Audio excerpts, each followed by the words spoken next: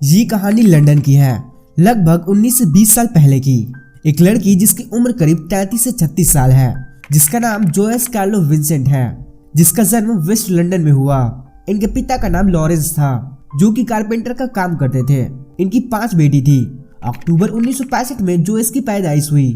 ये 5 बहनों में सबसे छोटी थी और इनके जन्म के कुछ सालों बाद ही इनकी माँ गुजर गई और पिता ने बच्चों की देखभाल ठीक से नहीं की। और कुछ दिनों बाद पिता की जिंदगी में कोई और औरत आ गई और अब 4 बड़ी बहनों ने ही जोयस को पालना शुरू किया और धीरे धीरे जोयस बड़ी हुई। बहनों की वजह से पढ़ाई लिखाई की और सब कुछ ठीक ठाक चल रहा था। और फिर इसके बाद कॉलेज किया और उसके बाद नौकरी मिली अकाउंटेंसी की फॉर्म में और सैलरी भी अच्छी थी। ये बहुत ही रिजर्व रहती थी, लोगों से मिलना जुलना बहुत कम था, आदतें कोई भी खराब नहीं थी और जितना भी जानने वाले लोग थे वो सभी मानते थे कि जोयस एक अच्छी लड़की है। और जोयस की जिंदगी में सब कुछ ठीक ठाक चल रहा था। छोटी छोटी नौकरी करने के बाद एक बड़ी कंपनी में नौकरी मिली और वो रेपुटेड कंपनी थी, अर्न्स्ट एंड यंग, और यहाँ सैलरी भी बहुत अच्छी थी।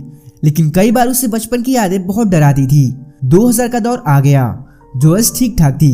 इस दौरान 2001 में कंपनी से अचानक इस्तीफा दे दिया और रीजन बताया कि उसे घूमना है, अपने दोस्तों के साथ बाहर जाना है और अभी नौकरी नहीं करनी। और फिर कुछ दिनों बाद उसने एक होटल में जॉब किया और उसी होटल के करीब एक अपार्टमेंट में एक सिंगल रूम किराए पर लिया। और कहते हैं कि इस अपार्टमेंट में वो लोग रहते थे जो ड्रग्स एडिक्ट थे या ड्रग्स लेते थे और वहां से शोर शराबा और हंगामे की आवाज भी आती थी। लेकिन जोयस की मजबूरी थी, पैसे भी कम थे, तो इसने इसी अपार्टमेंट में रूम लिया, जो कि वो रूम बिल्कुल कॉर्नर में था, उसके आगे कोई भी रूम नहीं थे।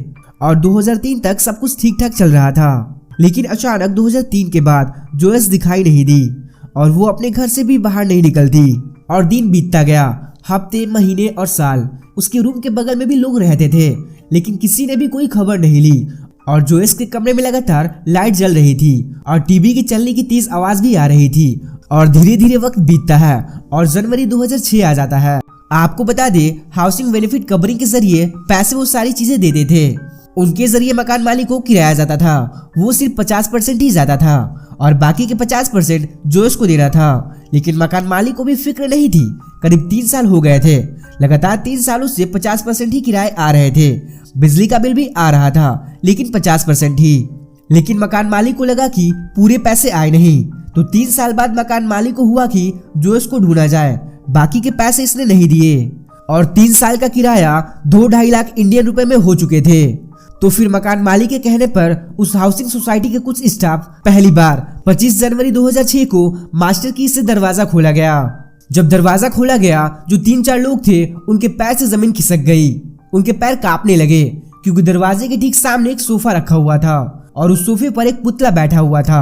लेकिन दरवाजा खोलने पर बदबू आई थी, लेकिन उतनी तेज नहीं थी। लेकिन अजीब सा घुटन भरा माहौल था और जब वो करीब गया तो उनके रोंगटे खड़े हो गए।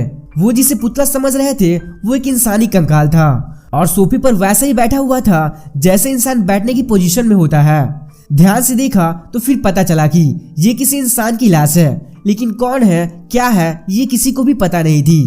अब जल्दी से हाउसिंग सोसाइटी ने पुलिस वालों को फोन किया। अब पुलिस पहुंची। इसके बाद कमरे की जांच की गई। देखा टीवी चल रहा है, कमरे में रोशनी बहुत ज्यादा नहीं थी और खिड़की भी थोड़ी सी खुली हुई थी और अजीब सी बदबू थी। अब एम्बुलेंस को बुलाया जाता है और लाश को हॉस्पिटल भेजा जाता है।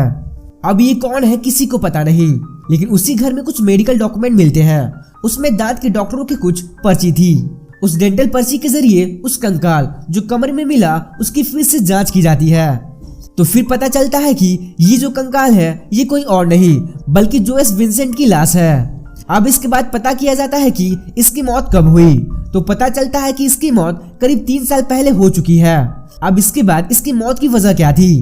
हालांकि डॉक्टरों ने कहा कि कई चीजें हो सकती है, अस्थमा का अटैक भी हो सकता है या ये भी हो सकता है कि ये कत्ल हो, लेकिन कंक्लूजन पे डॉक्टर नहीं पहुंच पाए। अस्थमा का अटैक इसलिए क्योंकि उसे अस्थमा की बीमारी थी। खैर, अब जोयस की बहनों को ढूंढा गया। तब उन लोगों ने बताया कि दिसंबर 2003 के बाद ना ही उसने कोई खत का जवाब दिया और ना ही उसने कोई खत लिखा। होटल में उसने जो पार्ट टाइम जॉब की थी वो भी छोड़ रखी थी।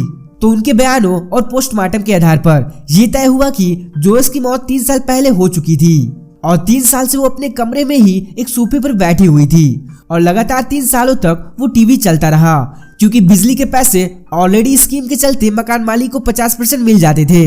लेकिन सबसे अजीब बात यह थी कि घर के आसपास के लोगों ने कभी नहीं देखा कि घर में क्या चल रहा है। इसके बाद छानबीन चली, क्योंकि डॉक्टरों ने इसकी मौत की वजह को लेकर रहस्य बना दिया था। लेकिन पुलिस अपनी तरफ से छानबीन करती रही कि ऐसा कैसे हुआ। एक लड़की 3 सालों से अपने ही कमरे में कंकाल बनकर बैठी हुई है और किसी को पता नहीं चला। और क्या हो सकता है इसके पीछे? छानबीन हुई तो पता चला 2001 में जब इस्तीफा दिया था और 2003 में जब उसे आखिरी बार देखा गया। इन 2 सालों में उसे पहली बार जोएस की जिंदगी में एक लड़का आया था जो उसका बॉयफ्रेंड था। दोनों को एक साथ कई बार कुछ लोगों ने देखा था और वो उससे प्यार करती थी।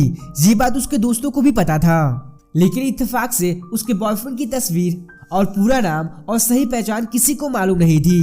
पुलिस को डाउट हुआ कहीं इसके पीछे इसके बॉयफ्रेंड का हाथ तो नहीं है। पुलिस ने काफी कोशिश की, लेकिन अफसोस की बात यह है कि पुलिस ने उसके मौत का पता नहीं लगा पाया। यहाँ तक कि पुलिस ने उसके बॉयफ्रेंड का नाम, पता, कौन था, ये तक पता नहीं लगा पाई।